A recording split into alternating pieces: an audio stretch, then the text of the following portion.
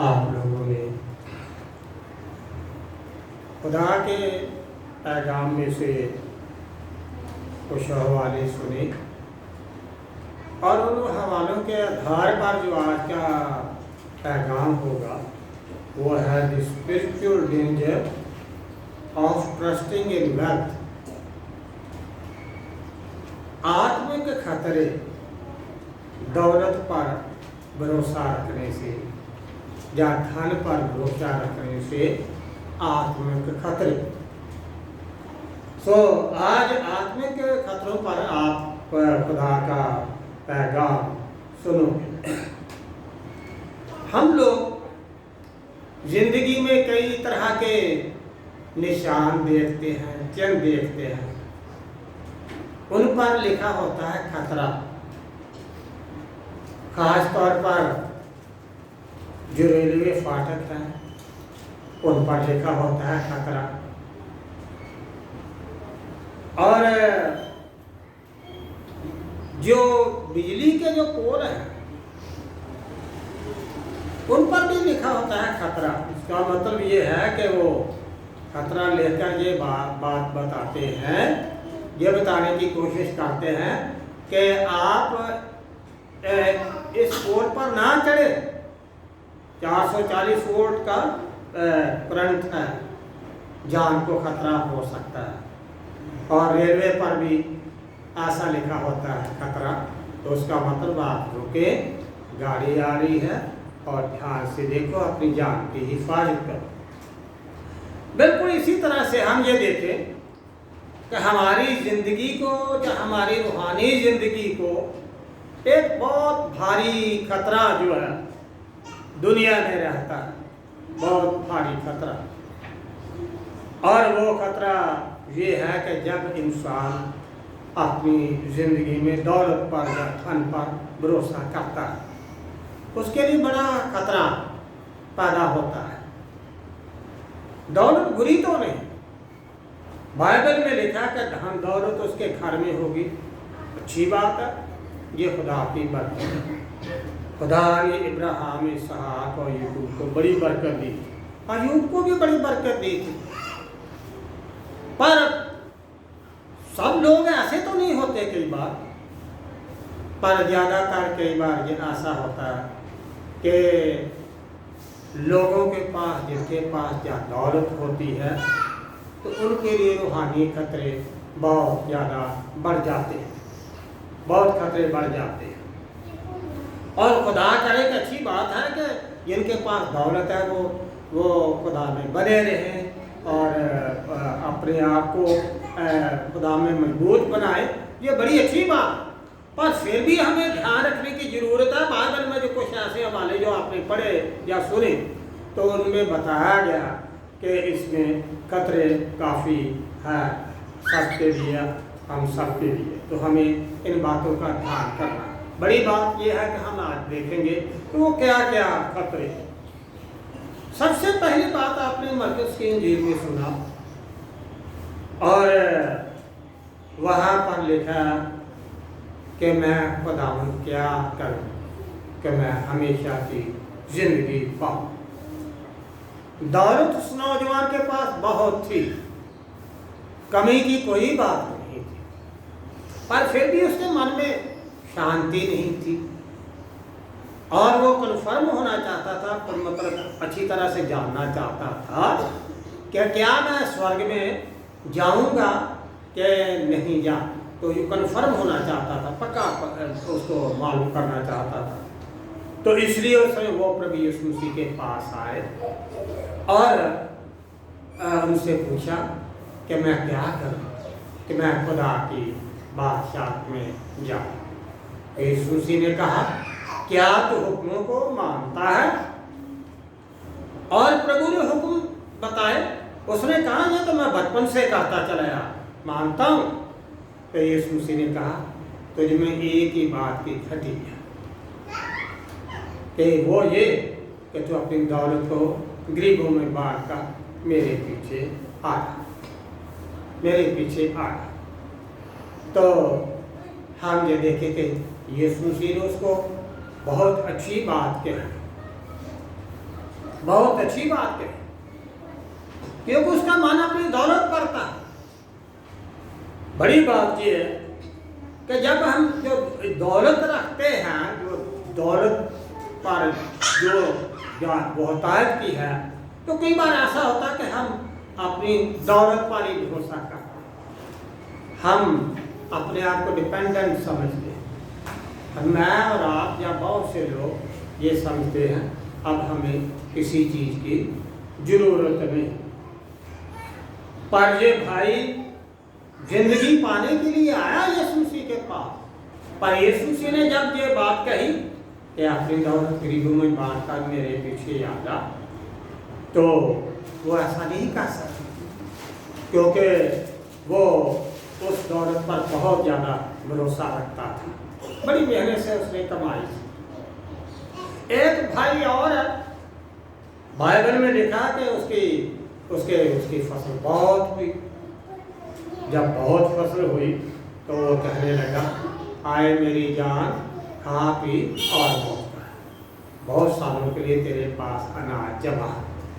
तो ये बात उसने ये कही, बड़ी बहुत फसल हुई, जाने लगा बड़ी बड़ी कोठियाँ बना, बड़ी बड़ी कोठियाँ बना, बहुत मैं पैसा कमाऊंगा, अब महंगा अनाज बेचने से जैसा कुछ भी है।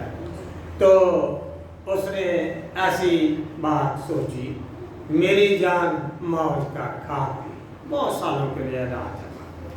तो हम इस भाई का भी देखें कि उसने तो ये सोचा मेरे पास पैसा है, तो मैंने पैसे के वसीले से 100 साल की ज़िंदगी का पढ़ाई कर लिया, पढ़ाई कर लिया।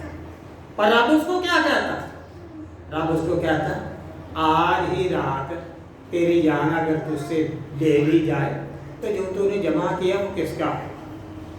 किसका? तो ऐसा खुदा ने वचन में ये फरमाया गया, प्रभु यीशु मसीह ने जो कहानी सुना, दृष्टांत सुना, उसमें ये बताया गया उसको खुदा कहता, अगर आज ही तेरी जान तुझसे तलब कर ली जाए, जो तूने जमा किया तो वो किसका? तो हम ये देखें ये कितनी भारी गलती है। आज इंसान सोचता है कि मेरे पास पैसा, चलो कोई बात नहीं, अगर कोई रोग लग जाएगा तो अमेरिका चले जाऊँगा, अमेरिका चले जाऊँगा या किसी और जगह इंग्लैंड चले जाऊँगा, है? तो बड़ी बात यह है कि डॉक्टर भी कुछ नहीं कर सकते, कुछ नहीं कर सकते, पैसा भी कुछ नहीं कर सकता। तो ये एक बड़ी भारी गलती की बात है। इसमें हम ये देखें कि जब इंसान अपने आप पर ही डिपेंडेंट करने लग जाता है, अपनी दौलत पर या अपने आप पर ही वो आश्रित हो जाता है और खुदा पर आश्रित नहीं, कितना भारी ये आत्मिक खतरा है, कितना भारी हमारी हम ये गए हमें खतरा उस दौलत के वसीले से। और दूसरी बात यह है कि ऐसे लोग कई बार खुद गर्ज भी हो जाते हैं, खुद गर्ज, और उसको दूसरों का कोई ख्याल नहीं होता, अपने आप का ध्यान। खुदा ने उसको दिया, उसका मतलब ये नहीं कि वो नेकी ना करे, उसने खुदा ने दिया तो वो नेकी करे, खुदा के कामों में वो सर्च करे, खुदा के लिए वो खुदा की खिदमत में अपने आप को अपनी सारी चीज़ें पेश करे। पर वो कहता मेरी जान के लिए, ना खुदा के लिए, ना समाज के लिए, ना किसी के लिए नहीं, कुछ नहीं। तो आप ये देखें कि वहाँ पर वो कितना वो स्वार्थी है और उसकी ज़िंदगी में कितना स्वार्थ आ चुका और कितना भारी उसकी ज़िंदगी को ये खतरा। और मैं दूसरी बात बताना चाहता हूँ कि दौलत के वसीले से जो दूसरा भारी खतरा होता है कि इंसान खुदा के हुक्मों की, खुदा की बातों की इतनी परवाह नहीं करता, इतनी परवाह नहीं करता। आप लोगों ने प्रकाशित वाक्य की किताब में लिखा और लिखा वहाँ पर 3 बार, प्रकाशित वाक्य 3 बार 14 से बात बुद्धि किया कि कलीसिया को यूं ले, उसको खातले था गया और बुद्धि किया कि कलीसिया और वो उस खत में ये बताया गया कि तू ना तपता है, ना गर्म है, ना सर्द है, तू नीम गर्म जो है, नीम गर्म। मैं ये चाहता हूँ कि तू गर्म होता और जहाँ सर्द होता, जहाँ तो खुदा को तू छोड़ ही देता और जहाँ फिर तू उसको संभाले रह। उसका मतलब है कि उस वक्त पहली सदी में जबकि चेले थे इस जमीन पर, उस वक्त भी कलीसिया में कमी थी। ये प्रकाश वाक्य की किताब 96 में ये लिखी गई, 96 साल में। और यूहन्ना लिखने वाला प्रकाशित वाक्य की किताब पटमास टापू से। तो उस वक्त डोमिशियन कैसर था, डोमिशियन, और रहा भी वो 96 तक ही रहा। तो उस वक्त वो क्या था, तो उस वक्त कलीसिया की हालत ये देखी। उसको कहता खुदा की ओर से खुदा ये कहता तो ना गर्म ना सर्द। इसका मतलब क्या है? उस वक्त यहूदियों पर बिजनेस करने के लिए बैन था, जब तक वो कैसर की मूर्ति की पूजा ना कर दे। एक बार कर दे फिर उनको सर्टिफिकेट मिल जाता था व्यापार करने के लिए, बिजनेस करने के लिए। और पर बहुत से यहूदी जो थे वो ऐसा कर देते थे, चलो एक बार की बात है, सर्टिफिकेट तो ले, हमारा कारोबार बहुत आगे चलेगा। और यहूदी वैसे भी बहुत, हम जो देखे बिजनेस माइंड, अब वो लोग कारोबार करते हैं पूरी दुनिया में, आज भी उनका कारोबार छाया हुआ है। पर वो उनमें ये घटी थी। पर खुदा कहता तू ना गर्म है ना सर्द। अब खुदा के हुक्मों को उस कलीसिया ने माना, उन लोगों ने माना, बिल्कुल बिल्कुल धन कमाने के लिए गलत रास्ता अपनाया, क्योंकि उनका मन दौलत पर लगा हुआ, दौलत पर। आप ये देखें कि अलीशा के समय में कितनी भारी दौलत वो मेहमान कोड़ी लेकर आया, तो अलीशा ने तो कहा ले जाओ, हमें ज़रूरत नहीं है। लेने का भी कुछ समय होता है और कुछ तरीका होता है, ऐसा ना हो। उसने तो इसलिए उसको वापस कर दिया कि ये ना सोचे कि मैंने खुदा को खरीद ही लिया। हाँ, अलीशा ने इसलिए मुझे चंगा किया कि मैंने कोई काफ़ी 1 को 2 करोड़ कोई ऐसे को दौलत दी है, और सोना चांदी कपड़े और बाकी खाने की चीज़ें दी, इसलिए मैं चंगा के। ये तो अलीशा ने करना था दौलत के लिए। तो अलीशा जानता था कि ये ऐसा ना कि सोचे कि मैंने खुदा को खरीद लिया, मैंने इसलिए मुझे ये तंदुरुस्ती मिली, या इसलिए उसने मेरे लिए दुआ। खुदा का बदा कहता ले जाओ, मुझे किसी चीज़ की ज़रूरत नहीं, और मैं खुदा के सामने खड़ा हूँ, मैं इनमें से एक भी चीज़ नहीं लूँ। पर गेहाजी उसके पीछे गया चोरी से, वो कहने लगा मेरा मालिक ये कहता थोड़ा सा दे दे। उसने 1-2 थाली सोने की भी दे दी, कपड़े दे दिए, जो कुछ वो चाहता था उसने ये दे दिया। पर सारी उम्र का बोझ उसके खानदान में आ गया, गेहाजी के खानदान, उसका बोझ गेहाजी के खानदान में। तो मेरे कहने का मतलब ये है कि हम ये देखें कि जो जिनका मन दौलत पर होता है, वो लोग ऐसा क्या करते हैं, गलत तरीके से दौलत कमाते हैं, गलत तरीके से नौकरी भी लेते हैं। और मैं ये देखूँ कितने भाई लोग हैं हमारे अपने आप को मसीही तो कर, किसी के पास एसटी का सर्टिफिकेट, किसी के पास एससी का सर्टिफिकेट। तो कौन जानता है? अगर गवर्नमेंट से भी आगे पैसे नौकरी भी मिल जाए, और बाकी बैंक से लोन भी मिल जाए, फ्री में भी मिल जाए, सब्सिडी भी मिल जाए, तो ऐसे हम ये देखें क्या कई लोग ऐसा करते हैं। पर ये गलत बात है, गलत बात। अगर हम ऐसा करेंगे तो खुदा ये सब जानता है। तो ये साबित करता है ये ऐसी बातें कि इंसान क्या करते हैं, कितनी भारी ये गलती है। तो इंसान रब के हुक्मों को तोड़ता है। घमंड, नफरत, ये कई चीज़ें इंसान की ज़िंदगी में कई बार आ जाती हैं, ध्यान रहती नहीं, प्यार नहीं रहता है कई बार, तो पर ये घमंड जाओ या नफरत, ये सब चीज़ें कई बार आ जाती हैं। तो हम ये देखें, बाइबल में तो देखा, तू अपने आप को धनवान समझता है, तू मेरे से वो ताया हुआ सोना ले ताकि तू धनवान हो जाए, तू तो कंगाल है, तेरे पास तो कुछ भी नहीं। तू कहता मैं सुजाता हूँ, खुदा ये कहता मुझसे सुरमा ले ताकि तू सुजाता हो जाए, वस्त्र ले ताकि तेरा नंगेज ढक पा जाए। है मेरा कहने का मतलब है, कई बार एक बहन कोई जा रही थी किसी प्रोग्राम में, तो उसने तो बहन ने तो बहुत अच्छे कपड़े पहने और उसके साथ जो बच्चा था उसके कपड़े बिल्कुल ठीक नहीं थे। तो किसी ने कहा बहन तू तो नंगी हो रही है। उसने इधर उधर देखा, है कि मैं तो बहुत अच्छी हूँ, बहुत ठीक था। तो उसने कहा जरा अपने बच्चे को तो देख, है। तो मेरा कहने का मतलब ये है कि हम कई बार अपने आप को ये सोचते हैं कि बहुत अच्छे कपड़े डाले हो, पर आत्मिक तौर पर हमारे ऊपर है ही कुछ नहीं है, कमजोर नंगे। पर खुदा कहता मुझसे वस्त्र ले ताकि तेरा नंगे ढांपा जाए।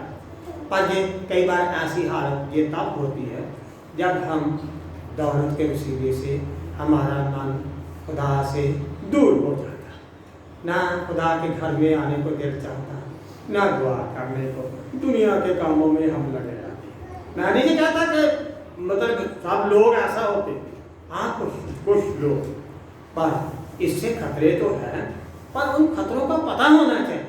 जो जिनको इन सब चीज़ों का पता है तो वो खुदा से दूर नहीं होते, वो हमेशा होशियार रहते इन बातों से। तो ये दूसरी बात है जो मैंने आपको बताई कि दौलत से दूसरा खतरा ये है कि इंसान खुदा के हुक्मों को तोड़ता है, जबकि खुदा का हुक्म तो ये है कि तू खुदा के सिवा किसी के भी आगे सजदा ना कर, ठीक है। पर यहूदी करते थे, उस वक्त यहूदी करते थे, ये इसके लिए कैसे की मूर्ति के आगे वो सजदा करते थे, धूप जलाते थे एक बार और सर्टिफिकेट लेकर फिर वो बिजनेस करते थे, कारोबार। तो मेरा कहने का मतलब आज कितने लोग हैं जो ऐसे नौकरियां ऐसे लेते हैं, गुप्त से उनके पास ऐसे सर्टिफिकेट है, पर ये गलत बात, पैसे के लिए हम करते हैं। पर हमें इन बातों से होशियार होना चाहिए। तीसरी बात है कि कई बार हम दौलतमंद जो है खुदा के कामों में हम रोड़ाट करते हैं खुदा की बातों का। चलो फरीसियों के पास उनके पास है, रबियों के पास कितना पैसा था, पैसे की कोई कमी नहीं, पर खुदावंद यीशु मसीह की सलीब तक वो लोग उसका पीछा कर रहे थे और खुदा के कामों में रुकावट डाल रहे थे। आपको पता कि क्या क्या कह रहे थे सलीब के समय में? वो ये कह रहे थे नीचे उतरा है तो हम तुझे मसीह मान लेंगे, तुझ पर विश्वास कर। उसका मतलब ये है कि यीशु मसीह की जो सलीब है, सलीब का काम वो पूरा ना, उसका कुर्बानी का जो काम है वो पूरा ना। तो जिनका मन दुनिया की चीज़ों पर लगा हुआ होता है वो खुदा के कामों में एक रुकावट बांधते रहते हैं, रुकावट बांधते रहते हैं। तो आप ये देखें एक दोष और भी जो मिला, वो कहने लगे यीशु मसीह को तो भागपुर की सहायता से मजरूहों को निकाल। मतलब हम रब के कामों में भी एक अड़चन बांधने की कोशिश करते हैं, पर ये सारा कुछ काम होता है जब हमारा मन दौलत पर लगा हुआ होता है, दौलत पर, खाने पर, और हम खुदा को फॉलो नहीं करते, उसके पीछे नहीं चलते, बल्कि अपनी दौलत से हम प्यार करते हैं, उसके साथ ही हम चिपके रहते हैं। तो हम बहुत सी बातों का जब फिक्र नहीं करते, परवाह नहीं करते, तो हमारे अंदर जो है आत्मिक खतरे बढ़ते रहते हैं। तो हमें इन बातों से होशियार रहना चाहिए। खुदा का वचन ये फरमाता है कि इससे खतरे हैं, हम सबको उन खतरों से होशियार रहना और हमें अपनी दौलत के पीछे नहीं चलना और उससे अपना मन नहीं लगाना, बल्कि अपने खुदा के साथ अपना मन लगाना, अपने खुदा के हुक्म को मानना, उसके पीछे चलना, उसकी मर्जी को पूरा करना। हमारा तो कोई कुछ भी नहीं, सब कुछ तो खुदा का है, हर चीज़ खुदा की है। और व्यवस्था विवरण की भी किताब में ये बताया है कि मत ग्रहण करना कि मैंने अपनी ताकत से ये कमाया, और ये समझना कि सारा कुछ खुदा ने दिया। ये व्यवस्था विवरण की किताब में, व्यवस्था सार की किताब में 8वां शीर्षक। तो हमें चाहिए कि हम होशियार रहें और दौलत पर मन ना लगाते हुए हम अपने खुदा की बातों पर, उसके वचन पर ध्यान दें और उसी के पीछे चलें, और दौलत का हम मिजाज फायदा कभी ना उठाएं। खुदा बाप आप सब लोगों को बहुत बरकत दे। आमीन।